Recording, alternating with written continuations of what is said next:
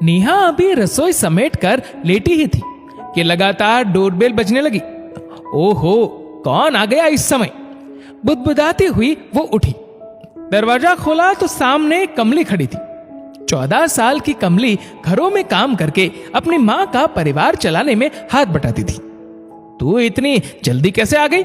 अभी तो 2 ही बजे है, जरा देर आराम भी नहीं करने दिया, नेहा ने कहा। वो क्या है ना दीदी, आज गणेश चतुर्थी है ना, तो गणेश जी की स्थापना की है। शाम को आरती प्रसाद की व्यवस्था करनी है ना, इसलिए मैंने सोचा आज काम जल्दी निपटा आती हूं, बस इसलिए ही जल्दी आ गई, कमली ने बताया। अच्छा ठीक है, लेकिन इस बार तूने गणेश स्थापना कैसे कर ली? रोज प्रसाद कहां से लाएगी? नेहा ने जिज्ञासावश पूछा। सुना है दीदी कि गणेश जी की सच्चे मन से पूजा करो तो सब मनोकामना पूर्ण होती है। आपको तो पता ही है दीदी, हमारे घर की हालत कि बापू कुछ काम तो करता नहीं है, और जो भी हम कमा कर ले जाते हैं उसे छीन लेता है और शराब में उड़ा देता है, फिर नशे में मां को मारता है। हमारी रोटी का बंदोबस्त हो या ना हो, इसकी उसे कोई परवाह नहीं है, लेकिन उसकी दारू का बंदोबस्त जरूर होना चाहिए। इस बार मैंने भी बप्पा को कह दिया है कि मेरे बापू को सुधार दो, या फिर अगर मेरी शादी हो तो मेरा पति बापू जैसा ना हो। कमली अपनी धुन में बोलती गई। चाय पिएगी ना तू? नेहा ने रसोई में जाते हुए पूछा। नहीं दीदी, आज से अनंत चतुर्दशी तक व्रत है मेरा, चाय पानी कुछ नहीं, बस शाम को आरती के बाद जो बप्पा की कृपा से मिल जाए वही खा लूंगी बस, कमली बोली। कैसी बातें करती है, दिन भर बिन खाए पिए घरों में काम कैसे करेगी तू? नेहा ने पूछा। बप्पा शक्ति देंगे ना दीदी, अगर मैं सच्चे मन से प्रार्थना करूंगी तभी तो सुनेंगे बप्पा। खाली पेट भगवान ज्यादा याद आते हैं, वैसे भी हमें तो आदत है भूखे रहने की। कई बार बापू पूरा पैसा शराब में उड़ा देता है, तब हम कैसे गुजारा करते हैं ये तो हम ही जानते हैं, कमली बोली। और हाँ दीदी, मैंने बापू से कह दिया है कि घर में गणेश भगवान आए हैं, इसलिए 10 दिन तक शराब को हाथ बिना लगाना और घर पर रहकर बप्पा का ध्यान रखना, कमली बोली। कमली उत्साहित होकर नेहा से बातें भी करती जा रही थी और जल्दी जल्दी बर्तन भी साफ करती जा रही थी। नेहा उसकी आस्था को देखकर नतमस्तक थी।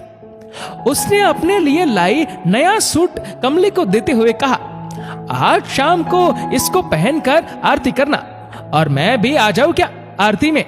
अरे दीदी, कैसी बात कर रही हो आप? ये भी कोई पूछने की बात है?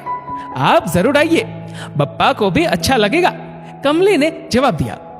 शाम को प्रसाद के लिए फल और भोग के लिए खीर पूरी लेकर नेहा कमली के घर चली गई।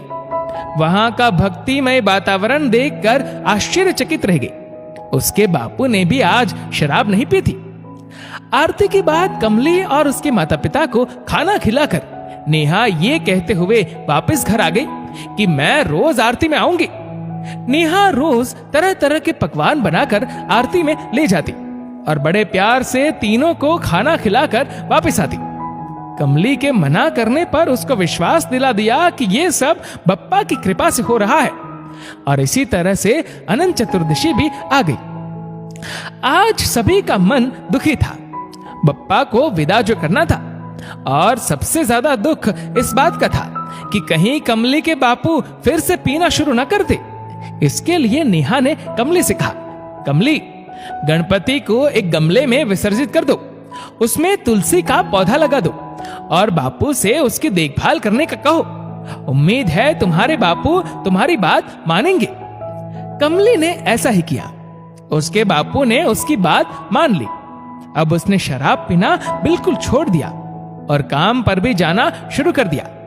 एक दिन कमली जब काम पर आई और बोली, दीदी, मैं बस 1 महीना ही और आऊंगी काम पर, अगले महीने से स्कूल का नया सत्र शुरू हो रहा है ना, इसलिए। अब बापू ने कहा है कि तुझे काम करने की जरूरत नहीं है, अब तू पढ़ने के लिए स्कूल जाया कर। नेहा ने उसकी चेहरे की चमक देखते हुए कहा, ये तो बहुत खुशी की बात है। तेरी आस्था और 10 दिन के पावन भक्तिमय वातावरण का कमाल है। ये सब तो विघ्नहर्ता ने तुम्हारा विघ्न हर लिया। दोस्तों, अगर सच्चे मन से पूजा अर्चना की जाए तो भगवान अवश्य आपका दुख हरने के लिए आते हैं। बस आपके अंदर उनके प्रति सच्चा भाव होना जरूरी है।